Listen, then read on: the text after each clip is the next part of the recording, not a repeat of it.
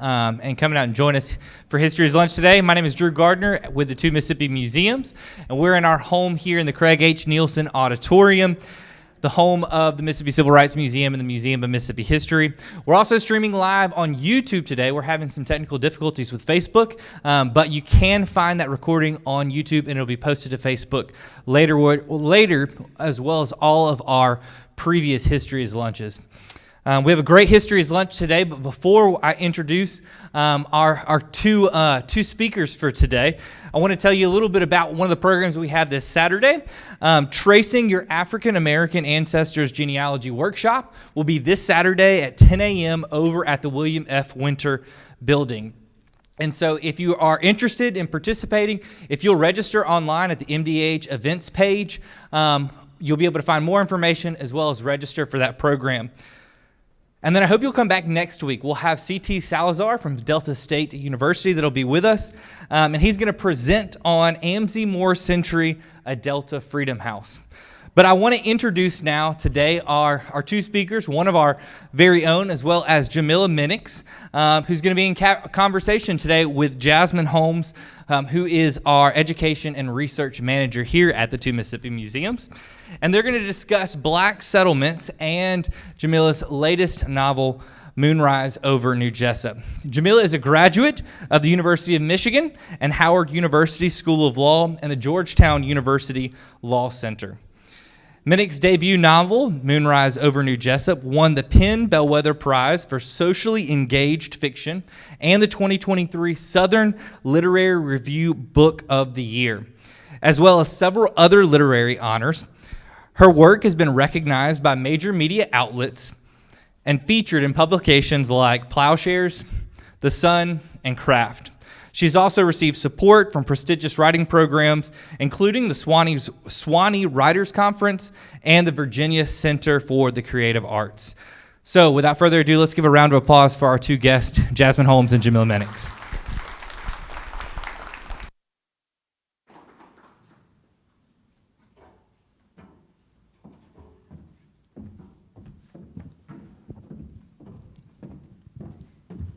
Good afternoon, everybody. Hello. How are y'all doing? Good. I'm so excited to be sitting here and talking to my good friend Jamila Minnicks about her book, Moonrise over New Jessup. Jamila, before we get started, I would love it if you could tell us just a little bit about the book. I could, but I would be gushing for longer than the program. So. Well, I just want to say thank you all for inviting me today. This is such an incredible honor, and I'm really glad to have an opportunity to be here to introduce y'all to Alice. Even though my people are from Alabama, so hopefully I'll still get a good, nice, warm Mississippi welcome. So Moonrise over New Jessup follows the story of a woman named Alice Young who moves to an all-black settlement in Alabama called New Jessup, and she gets off the bus. And instead of really telling you too much about the plot, I would like an opportunity to just read to you a little bit about what Alice sees when she first gets off the bus from maybe a more rural area of the state. Is that okay? All right. Before stepping foot to pavement, I hovered in the doorway of the bus. To the left and the right, the avenue, the sidewalk, the storefronts extended to the horizon in either direction. But reaching the front door of the depot, the colored entrance was nowhere in sight. To my right, a shoeshine man chewed a toothpick while studying the shoe and the polish in his hands from every angle. Behind me, from the bus window, the man urged me through the door, only the last thing I needed was to be arrested just for going through the front to buy a Coke. "Help you, miss?" asked the shoeshine man. Till the words eased from his mouth, he'd done his level best to ignore me. With the weather-beaten hand-me-downs on my feet, it was no wonder why. "I'm looking for the colored entrance, please," I said to the pavement, not wanting to be pegged ignorant of city ways and where they hid the Negro doorways. "You won't find one of them here," he said. "Just walk in." "I'd prefer the colored entrance. Please," I insisted. He seemed an unusual man, perhaps a prankster of some sort, with the long limbs, triangular head, and bulging eyes of a chameleon. Just the sort to make trouble for folks and dart away. We ain't got one of them here, 'cause there ain't nothing but Negroes in this town, is what I'm telling you. Look around and see if you see any white folks other than these sorry few from the buses. He smirked and returned his attention to the shoe in his hand, satisfied he knew the lay of the land. A dark brown man sold bus tickets and answered questions inside, while two soldiers in army-issue khaki rushed past me, one with the deep mulberry skin of the ready harvest, and the other, my same sun-gold cinnamon with dark freckles on his cheeks, who placed a hand to his peaked cap. A light-skinned woman with a mild mane of bottle-red hair rushed into a yellow cab driven by a portly man of pecan complexion. He sped past an ebony police officer in white gloves holding palms up meaning stop. A deep bronze man across the street wore paint-covered bib overalls, smoking a cigarette next to another bib-overalled man, Cocoa Brown.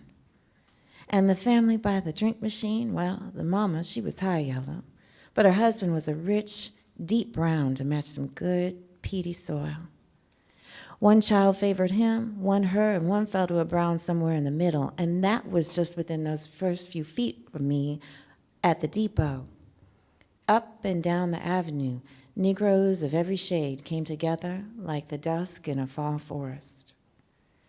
I should have been glad, relieved to find such a sight on my journey, but my knees gave out, and I sank onto the bench next to the shoeshine man.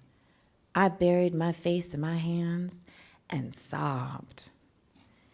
Ain't our folks' usual reaction when they first arrive in New Jessup, he said, patting my shoulder with the light taps of a man unaccustomed to comforting people. I stopped crying in time to wave the bus off, too exhausted to shed another drop. Is there a church house nearby? I asked. Pastor and Mrs. Brown will take right good care of you up in Morning Star Baptist, he said, and with walking directions, he sent me on my way. But after I took a couple steps up the sidewalk, he called out. When I turned, he spoke to the stain on my dress and the marks on my arm that weariness had me forgetting to hide. But miss, if you're looking for white folks, and I don't imagine that you would be, but say you are, well, you'd have to get all the way to the other side of the woods to find a single one. And I'll stop there. So that's the introduction for the reader to New Jessup. That's Alice's introduction to New Jessup, which is an all-black settlement on the other side of the woods from a place called Jessup, which is actually a sundown town in Alabama. And Alice moves there, and they have these sort of conversations about how they want to improve New Jessup, but not necessarily it's a place where they reject the idea of integration as a means of social empowerment for the community. That part really sticks out to me because it is Alice is running away from something towards something, and when she gets to the town, she feels relief. I think relief to be away from where she is, but also kind of this relief to be in the town of New Jessup that she describes later on in the novel, almost like letting go of a breath. Why was it important for you to focus so much on the variation in skin tone of all the Black folks that were in New Jessup? I think it's important for her to look around and see herself.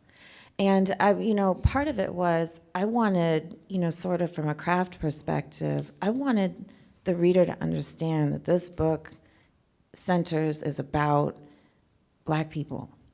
And so there was no question. I think it was important, from a craft perspective, for everybody to understand what the book was about, but also to understand that Alice lived, and she's leaving a place, she's sort of run out of a place, and she's experiencing this level of anxiety that, she's going somewhere she doesn't want to go, she's leaving a place that she really didn't want to leave, and she's not expecting to find sort of this place where she can take that breath. She's in the middle of a flight. And I think her thing was, how am I just going to get to the next stop? How am I going to get to this halfway point? And then how do I get to this destination I'm supposed to be going to? So in the midst of her flight, I think there's just this relief to look around and see that it's a community full of people who look like her. That reminds me of the way that so many civil rights activists found respite in Mound Bayou. It even being a place where that kind of helped raise Medgar Evers to what he eventually became. T.R.M. Howard being such an important figure in the civil rights movement and in Mound Bayou, and visiting Alabama and impacting Rosa Parks. And I just always think of Mound Bayou as this hub for activity in Jackson, a hub for civil rights activity. New Jessup is not like that. New Jessup is a different kind of respite and a different kind of rest. As you were deciding what New Jessup was going to be like, you mentioned Mound Bayou, like in the first little bit of the book. But as you were deciding, what made you decide that New Jessup was going to be a different type of sanctuary than Mound Bayou? I think we have to give space for, the 1,200 black towns and settlements that we've had in this country. And I think every one is going to have its own unique identities, sensibilities. I certainly think that a place like New Jessup offered rest and respite. I think New Jessup also, we're talking about 1957. So we're in this sort of first few years after Brown. We're talking about the real rise of the Citizens Council. We're talking about a lot of different things, particularly in a town that's or a side of town, that's about 60 years old and has had sort of this stable détente with the other side of the woods. And so I think it's important to address this idea that there can be 1,200 of these places over the course of our history, and every single one is not going to be this place of real agitating, for lack of a better word. But it was a place of subversion. It was a place of, you could see it and you could be it. It was a place where they moved and worked and built in ways that I think we also need to acknowledge and show respect for. And wanted to maintain, I think, the identity that they had created so that their children would have something. So when she goes there and when we talk about, because, you talk about Mound Bayou, I think of Hobson City, Alabama, which is another municipality. I think it's also important to recognize Hobson City, Mound Bayou. These are places where we had significant civil rights activity going on. They were also significant stops on the Chitlin Circuit. So we also had this great arts community. We also had all these different things going on in these communities. And I think it's important to recognize that we shared some of those things, but maybe not the political sensibilities and things like that too. Yeah, I love that. And I love I love the point that you brought out about the fact that New Jessup still is a respite and still is a place of safety. And so I want to read this next question so I get the words exactly right. But Alice describes her life before New Jessup as, and this is from the book, navigating a world of invisible lines and unwritten rules just to stay alive. How does New Jessup serve as a form of liberation for her? I think when you think about the way that Alice was operating when she was living in Rensselaer, this place that's a fictional town in Alabama, she was operating in a space where segregation was absolutely the law, right? And even in those spaces, I think a lot of times the lines felt invisible because maybe sometimes we didn't know the law, or but we knew the custom. And so while we may not know exactly what the fine was or exactly what this was, we knew that there was a custom that was going to get us in a lot of trouble, arrested, harassed, killed, any number of things just for breaking this particular custom, even if it was on the books or not. And so I think when you're navigating in that kind of space, there's this constant anxiety about making a wrong step, saying a wrong thing, looking the wrong person in the eye.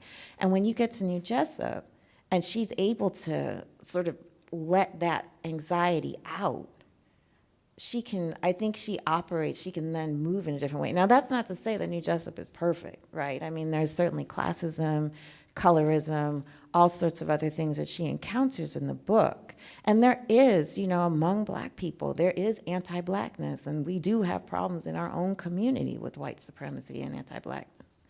But I think that the difference is she's navigating that among people who look like her. And I think that that in and of itself is something that gives her a certain level of, okay, I know who you are, I know what you're dealing with, I know, but there's, if I cross this lady and she thinks that I'm lower class than her, I don't go to jail for that, right? And so I think it's really important to recognize that those unwritten rules or written rules or unknown laws and whatever still can create this significant anxiety. And this level of exhaustion. Yeah, that you can just kind of feel her just in that first scene. It's so overwhelming for her to just be where she is at that moment with those people, and you really feel it from the page.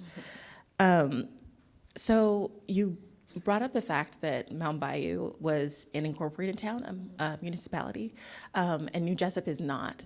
What made you make that decision for New Jessup, and kind of how does that relate to the other 1,200 Black settlements that existed? How was that my words are not coming? Because I'm just like, okay. I'm just like, wait a minute.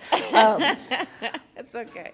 Was that common for them not to be incorporated? Was incorporation the rule or the exception to the rule? I think incorporation is definitely the exception to the rule. I think Mound Bayou and what y'all did in Mississippi is something that deserves to be lauded and respected, because it took a lot of organization. You're working with laws that, shift as the sands change, you know what I'm saying? So I think incorporation is something that was a New Jessup. It's what they wanted in New Jessup. Ultimately, the young people were advocating for it.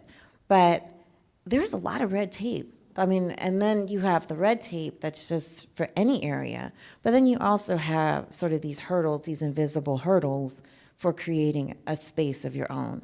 But you do have places, I mean, like Africatown in Alabama, in Mobile, is a perfect example of an unincorporated Black settlement where they had their own government. Now that government was more shaped after sort of the African, like their indigenous ways that they lived in Africa.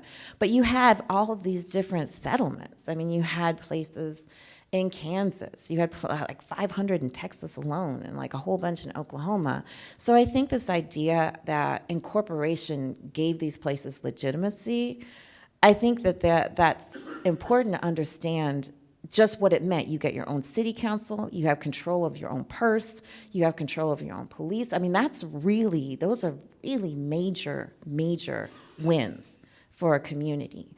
But I do think that it's important to recognize that even when they didn't have that, they wanted it, because we understood that the diversion of our resources was a major problem. And the problem with the vote, like, who are you voting for? If you're voting, who are you voting for? So I think, I wanted to sort of demonstrate what it was to live in these spaces and not have those sort of protections that Mound Bayou, to the extent that Mound Bayou and Hobson City and Eatonville had. They had those things because they enjoyed this incorporated status. We were having a conversation before this about historical fiction and how important it is, right? Could you talk to us a little bit about, we're here at History's Lunch, we're here at the 2 Mississippi Museums, and, we're part of the Mississippi Department of Archives and History, so we're all a bunch of highbrow historians, of course. Yes. But why is a book like Moonrise over New Jessup, why is it important for us to read? And what kind of increase would you like to see in works like this? I think, we talked a little bit about this yesterday. I think it's really our history, and the preservation of our history is something that only broadens my imagination. And one of the things that I am seeing, unfortunately, I think right now, is that there is a real narrowing of imagination for what's possible in a space where people want to be free. And I think part of that is just people, we're being influenced everywhere we turn, and everybody's sort of in this space where it's like you've got 12,000 people telling you what to think. But I think it's also that we don't know our history. And so we don't know, to the point yesterday we talked about love letters, World War II love letters. And, I'm talking to these students yesterday about World War II love letters, and they're looking at me like, oh, the love letters are going to be really dry and whatever.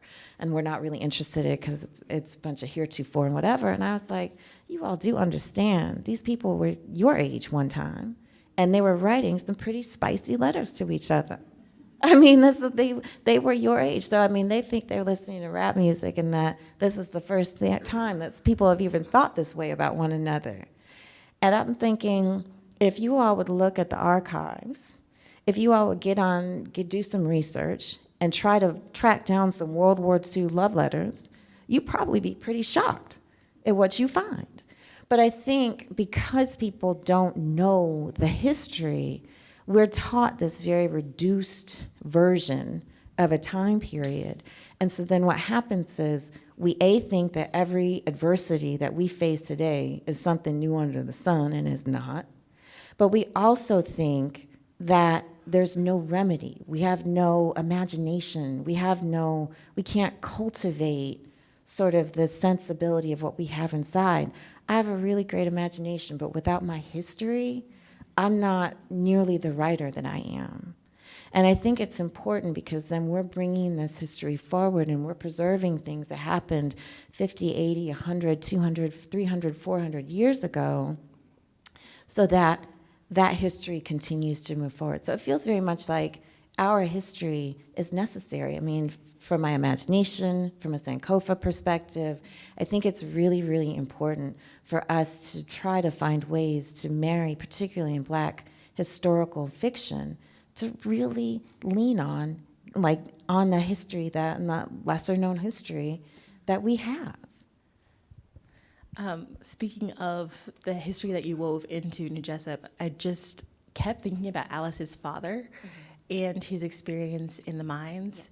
And it was so clear to me that you had spent a lot of time in the archive and a lot of time studying because of your portrayal of just his life and his experience as a young boy. Could you talk a little bit about him and kind of the research you did to help form him as a character? Yeah, so Alice's father was, when he was 9 years old, and I'm not spoiling anything to tell anybody, when he was 9 years old, he was arrested for truancy, and the Black codes made certain things like truancy for particularly Black people illegal. So what would happen is he was taken away from his family, and he was arrested and then put into a prison leasing situation.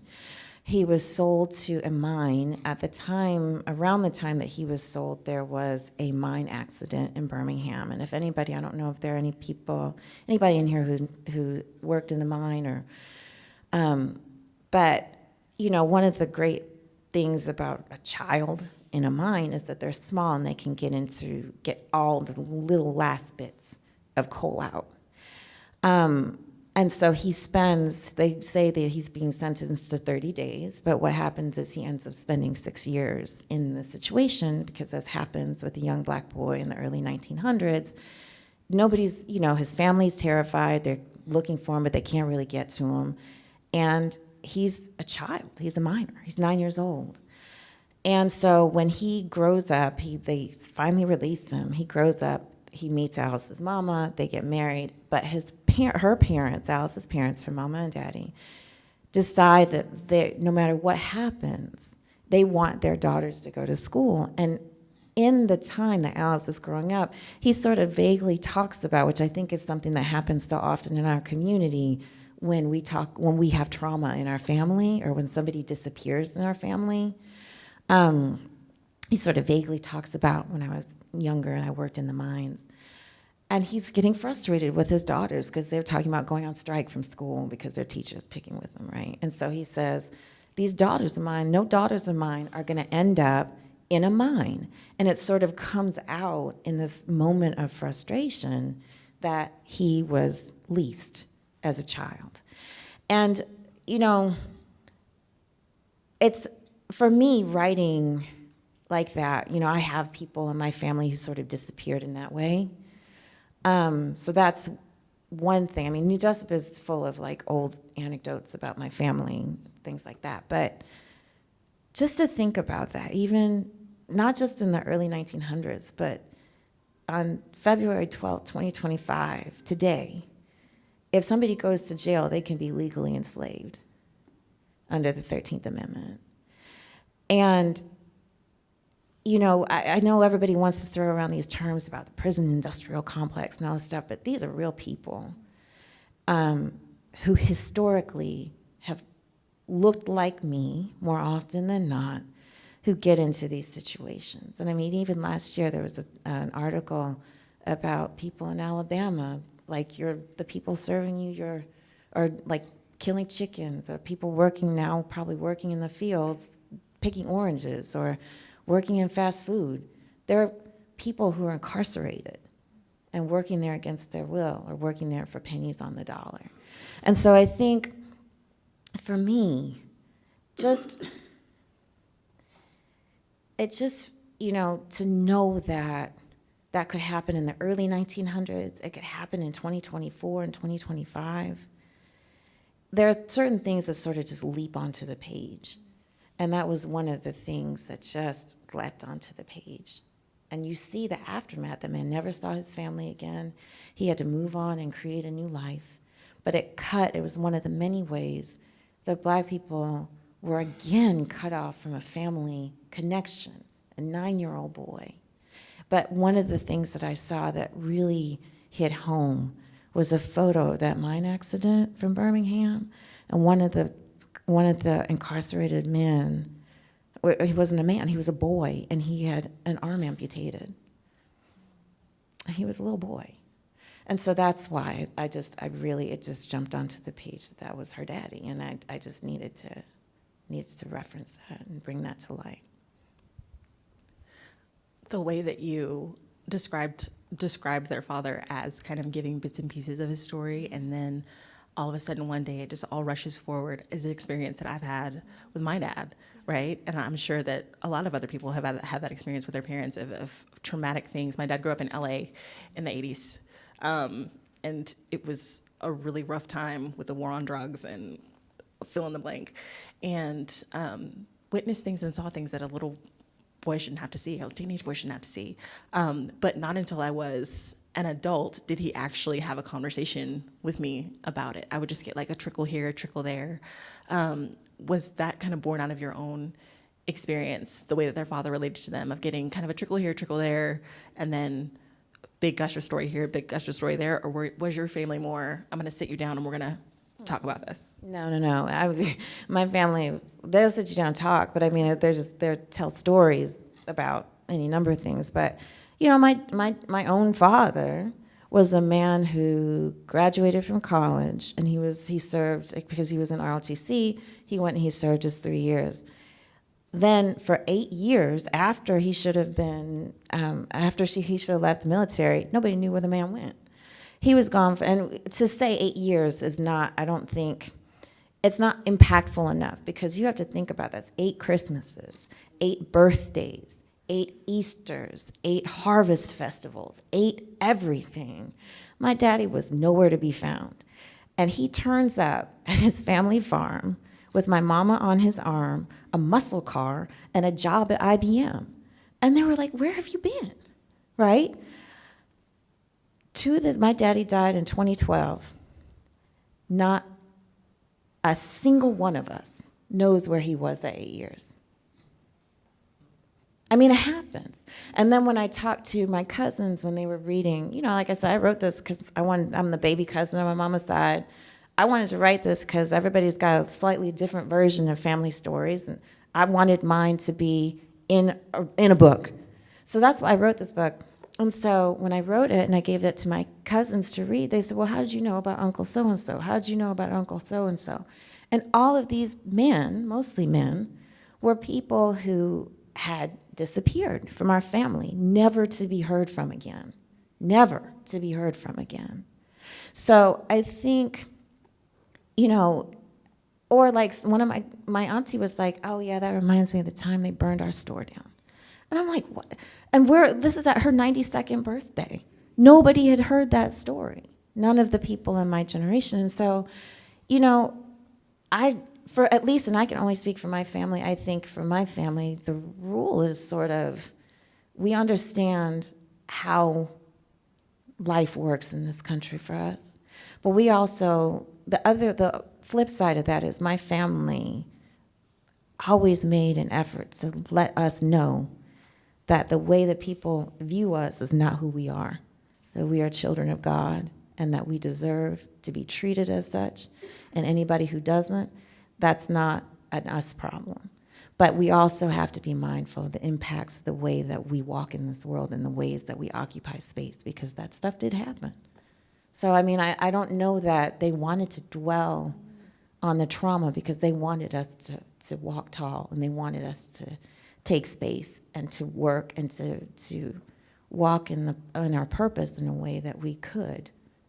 So I don't know that it's the right way or the wrong way for my elders to engage with us, but it's what they did.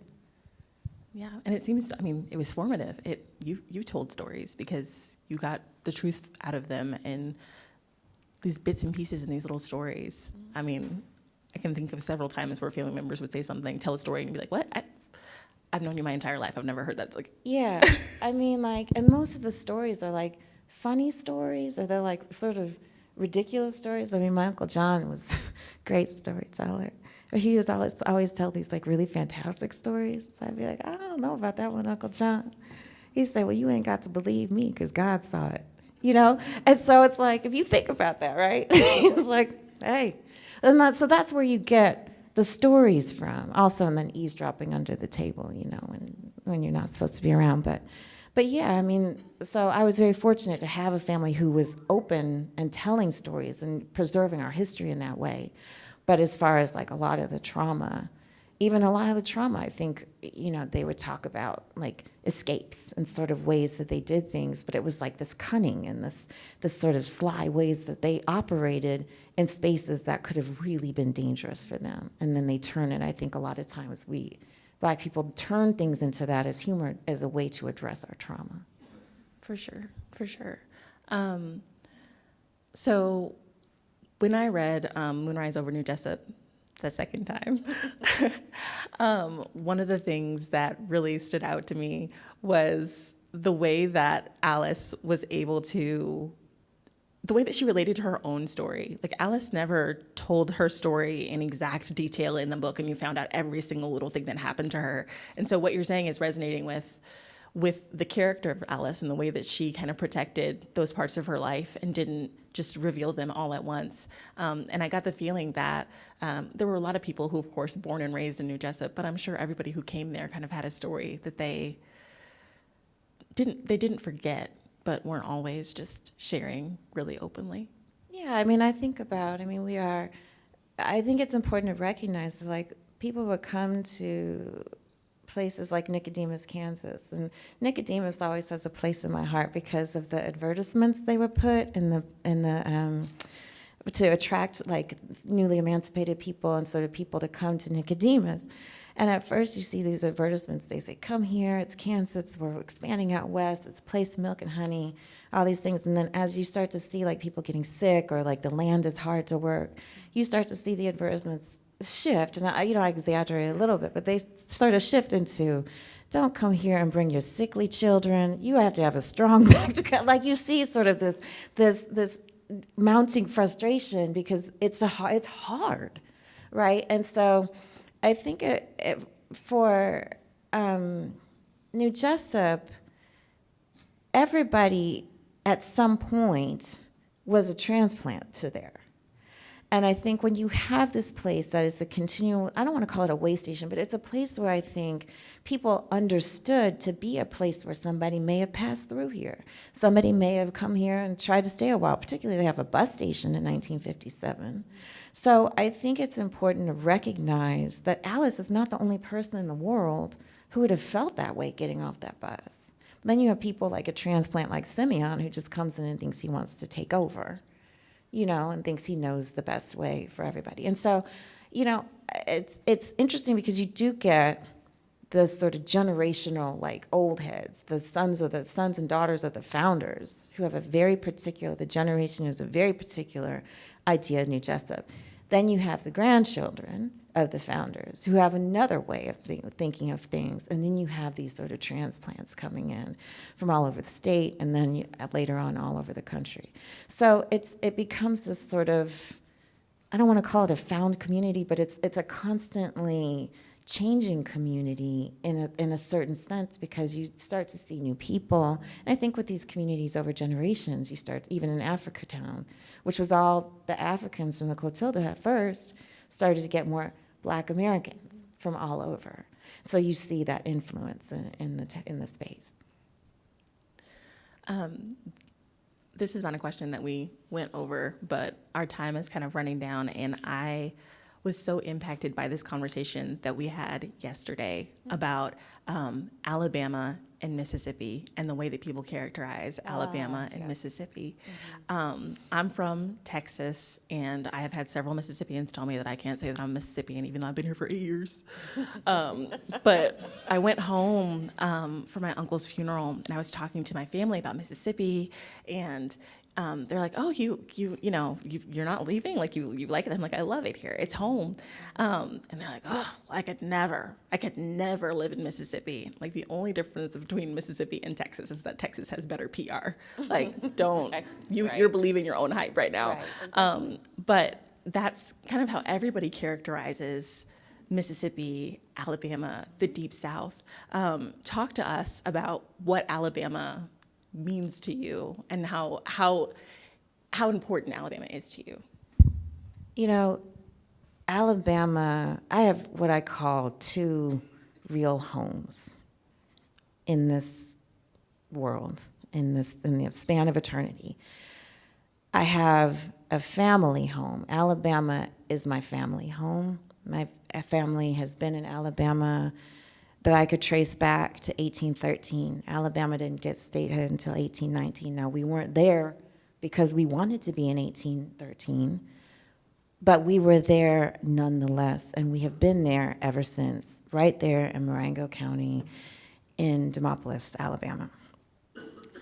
I also have something that I consider to be my ancestral home, which I have been able to trace back to Yoruba land and Bante land on the continent.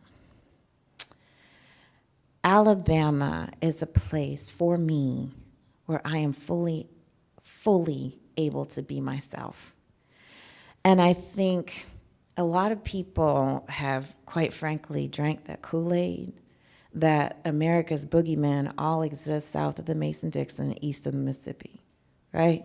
This is where all of the worst of America is, right? And I don't believe that. I think a lot of work has been done by narratives. I think stories are very powerful and tell a story about, and I talk about Alabama, I love Mississippi too. Y'all don't get mad at me because I'm just talking about Alabama, but that's my home. That's where my family is.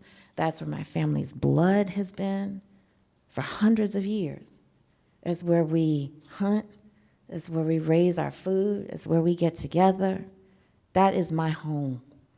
And so, when Northerners come and they'll say something like, I got this from my mama.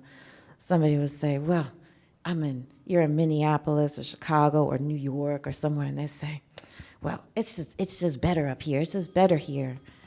And the response that my mama taught me is to say back, it's different.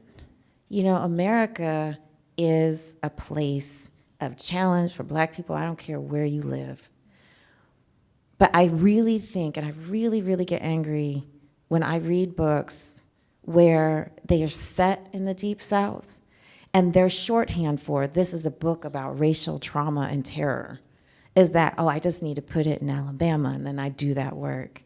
Because what it does is it gives a pass to all of the places where these people are from, and like writing from New York about Alabama, writing from Chicago about Alabama, writing from LA about Alabama, and it gives these other places a pass because this work, these narratives, make it seem like the only big boogeymen in the United States live here.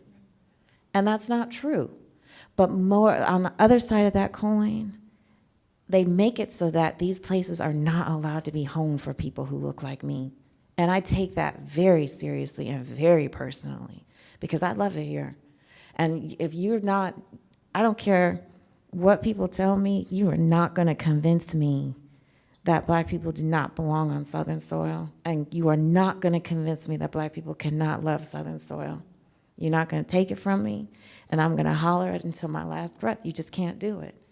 And so when I write books like this, I want us to get back to the imagining and start to expand our imagination for what's possible, to recognize the ills that exist in this soil and that exist in Wisconsin and the ills that exist everywhere, but also to understand that we plant ourselves here and we can grow right here. So yeah. Co-sign everything you said, but about Mississippi. I do. I love it here, y'all. I was telling him earlier, if you all have me back tomorrow, I'll come back tomorrow. I grew up writing about Mississippi. I'm from Texas, had never been to Mississippi until I started dating my husband, but because of Mildred D. Taylor, all of my stories took place in Mississippi, and I always had a kind of a, I don't know, just like an affection for this place. I mean, think about all the literary giants that came out of Mississippi. Think about the blues came out of Mississippi. Like I even say, I say the blues came out of Mississippi, and I get chill bumps thinking about that. Like the blues came out of this very place. And so to say that we shouldn't want to be here, we shouldn't love it here, why not? Why not? So, I mean, and I have yet to hear a convincing argument for why, because I'll tell you, like, people say, well, the racism, I said, but wait a minute, the Red Summer, some of the worst lynchings in the Red Summer took place in Chicago, right? Right? And as far as I know, Chicago's north of the Mason-Dixon. Am I right or am I wrong? Right? So when I look at like Philando Castile, that was in Minneapolis.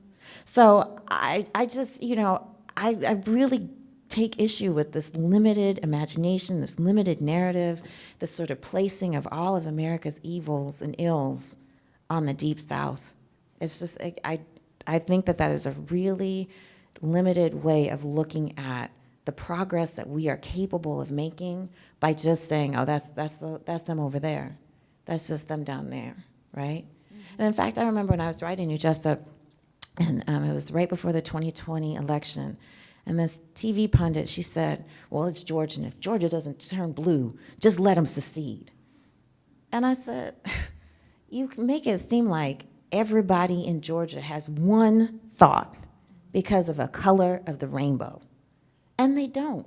I know people in my family whose diversity of thought is every color of the rainbow. So for me, just to say, we're just gonna let Georgia secede, literally that's the idea. We're just gonna get rid of Georgia and then we can just say Georgia's the boogeyman, it's the devil, and we're just gonna get rid of it. What about all the people in Georgia who actually voted the way you did or had, questions or whatever the case may be? I mean, I think we have a lot of work to do in this country, but I know for a fact in my heart, in my bones, and in my soul that all of the problems in this country are not the South's fault. And I will say that every day until my last breath. We like to hear you say it, so. All right, guys, we have about 15 minutes left. Does anybody have any questions for Jamila?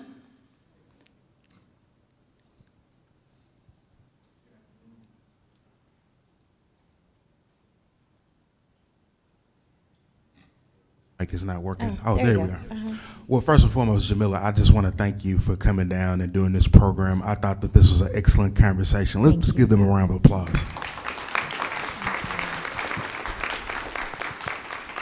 Just a quick announcement. I'd be remiss if I didn't mention, we've been talking about Mount Bayou a lot. A lot of this audience knows or knew Dr. Matthew Holden, who recently passed away. His funeral is actually going to take place tomorrow at 1. At St. Christopher's Episcopal. So I just wanted to make that announcement.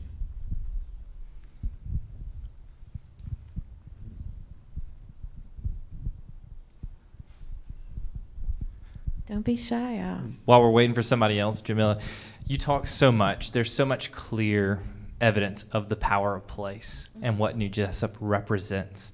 We're standing in a historic place, the first state-sponsored civil rights museum in the country. We're in that auditorium. Can you talk to us just a little bit as we think about the genre of historical fiction, and as we're not only thinking about places that exist, but I think also imagining new places, and how that kind of helps us think about that with a place like New Jessup that's based in these historical realities, but there's also a lot of imagining that happens, I feel like, as we think about that and we create these spaces. You know, the thing about imagination that I sort of tried to touch on yesterday is so much of New Jessup does come from what we had in these spaces. I mean, in thinking of sort of like, for instance, sort of the economic building of New Jessup, that's really founded on Greenwood and thinking about the theaters and the restaurants and things like that. And so, I would look at what, it was sort of difficult, but you find like what were the sorts of businesses that were available or that we had. And one of the things that always gets me and that really got my imagination going was that Greenwood had a photography studio. And to think about, Greenwood was built, it was Tulsa, Oklahoma, for people who are not familiar, and it was founded in 1906, and the riot happened in 1921, so that's 15 years. And in 15 years, this community went from like flat land to a Wall Street, essentially. And, to think about at the time that there was a photography studio in the early 1920s and how advanced technologically that would have been, how new that technology was, to actually have a place where Black people could go and dress up and have photos of themselves taken. So, I think those sorts of details are a springboard for imagination, because then you put it in a place like New Jessup, and then now you see people reimagining Greenwood, right? And saying, okay, this is a space, we want to make sure that the story is told. We want to make sure that people understood that Greenwood was rebuilt. And now you're seeing another effort to revitalize the space. And so my imagination is this big, but history is vast, right? And so when I discover details like that, it is a way of building a world that then you write and somebody opens the book and says, I'm imagining a future based on the past. And so I think historical fiction becomes very important in that regard, because we are forcing people, not forcing, but we're inviting people to engage with history with history that they may not be familiar with, that then gives them a springboard for their own imagination. That doesn't mean they're going to go build a space, but maybe this person then decides that they want to, they want to go into a particular science that cures cancer. And so they're finding spaces to do that. So it's all these different ways that we serve as a springboard for imagination, for then people to walk in the purpose that they're here to walk in.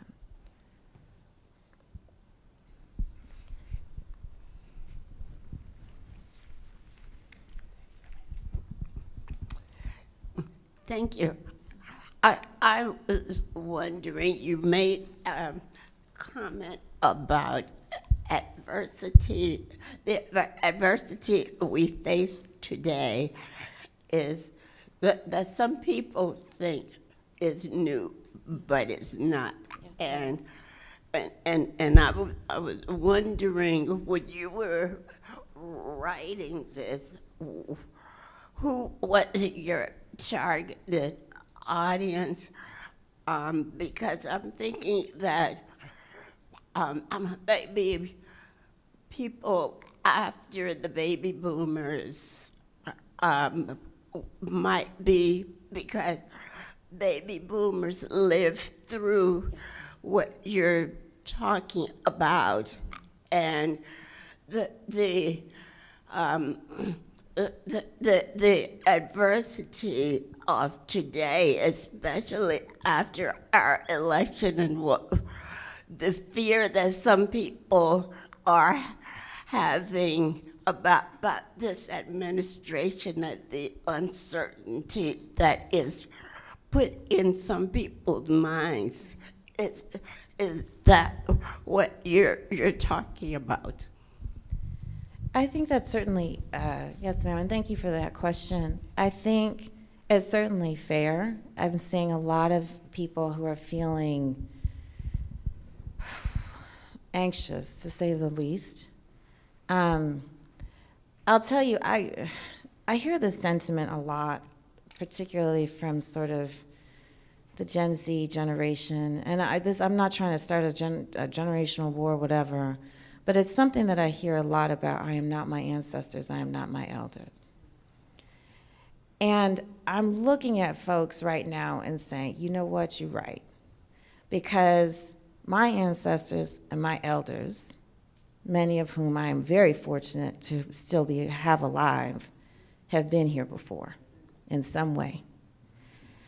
And so when I hear that, it makes me sick to my stomach, right? Because I'm not who I am, but for the people who sacrificed for me and who maybe gave their lives, who definitely sacrificed, who definitely walked out into adverse situations, who definitely went through some things, not knowing that I would ever even come into this world, but knowing that they owed me every effort that they had in their body, and without even knowing that I would ever even be born. And so when I hear people say, I am not my ancestors and not my elders, I'm like, you're right, because you're demonstrating to me right now that you do not have the fortitude, you don't have the creativity, you don't have the resilience, you don't have the intelligence, you don't have. So maybe you're right. But my hope is that a book like this and my other work starts to get these folks, these young people, to start rethinking that sentiment.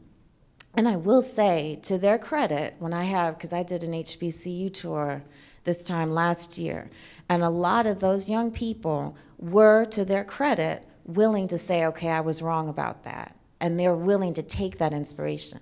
I will say that when I talked to my elders about this book, this book is full of anecdotes, it's full of conversations that I've had with my elders. I don't know how many peas and beans I snapped trying to just get stories, right? I went through attics with people where they just had a newspaper article from like the 40s that they were looking for. The article's been gone, but the memory is there. And so this is also full of stories and history from my own people.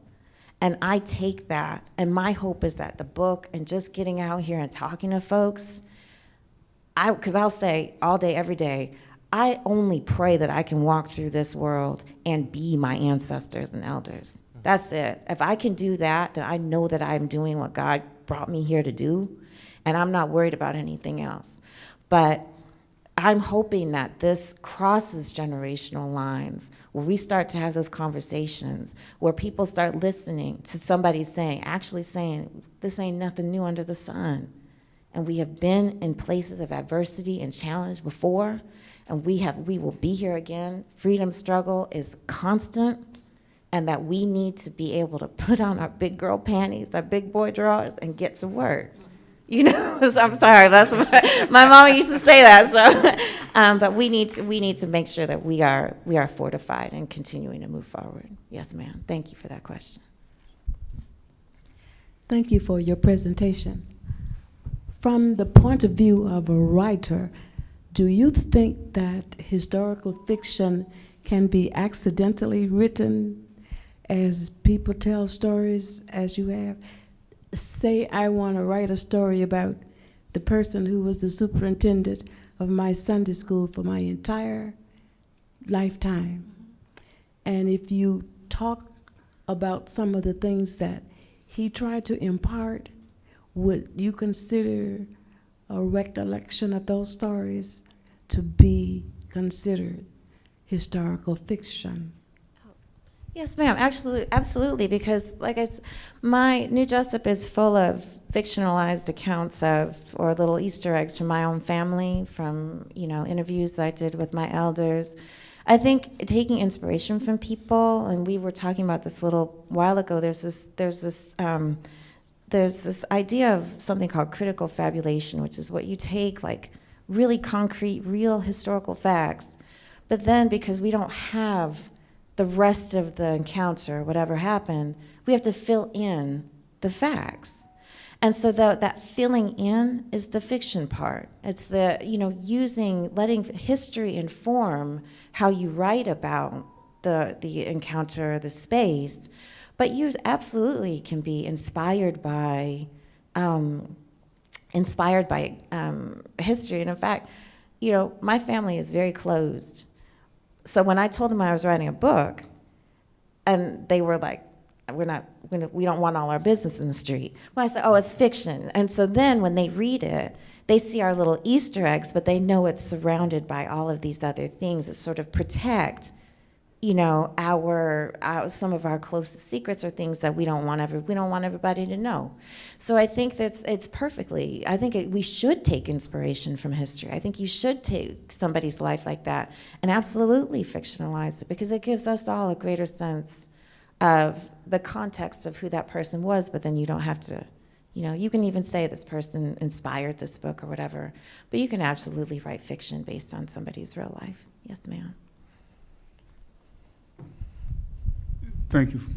I was wondering about your question. When you talked about convict Langston and you were from Alabama, my question is, my experience, I have not found a lot of information about that, so I was wondering, did your information, especially as far as how important convict listing was to Bill in Birmingham, did you get that information from orally, from talking to people, or just where did your base? You look a little young for some of this, and I also was thinking how you was expressing the norms composed to the law, because I'm old enough to know that at any point we could have just made the wrong step and been in jail, or if I could give some experiences myself. So my question is, your information, did it come from your interviews, more or less, where did it come from? Yes, sir. So a lot of my information just came from my family coming up. Specifically with convict leasing, you're right. There is not a whole lot of great information. There is a book that's called Slavery by Another Name, and that was a really rich source of information about convict leasing. The Birmingham coal mine incident, and I'm happy to share that with you later, but it's called Slavery by Another Name. Came out, 4 years ago? And that was a really excellent book about the system of convict leasing. But with regard to sort of taking a wrong step, I'll tell you this story. So my daddy was from Virginia, and he grew up in a place called Stony Creek, Virginia. So it's very cosmopolitan. And so he grew up as a sharecropper, and I remember he was teaching me to drive when I was 12. And he took me, because you learn how to drive when you're young, right? And so he took me, and we were on the road, and I sort of rolled through a stop sign. You riding up the road, and you roll through a stop sign.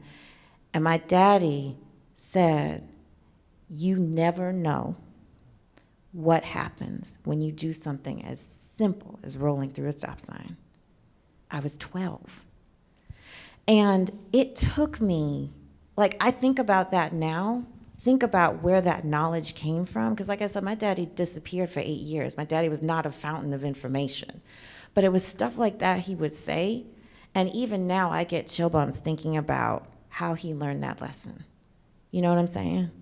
And so that's what I bring with me, is all of the lessons, that sort of stuff, that still impacts me today, because I know I got to stop at a stop sign, and I got that from my daddy, who got that from, you know what I'm saying? And so for me, that's where that comes from, that all that unwritten code, all that comes from a deep, that's in my DNA.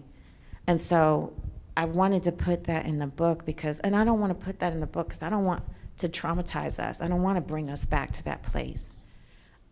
At the same time, to me, that is where we come from. That is in our DNA. And it's not our fault it's there, but it's there.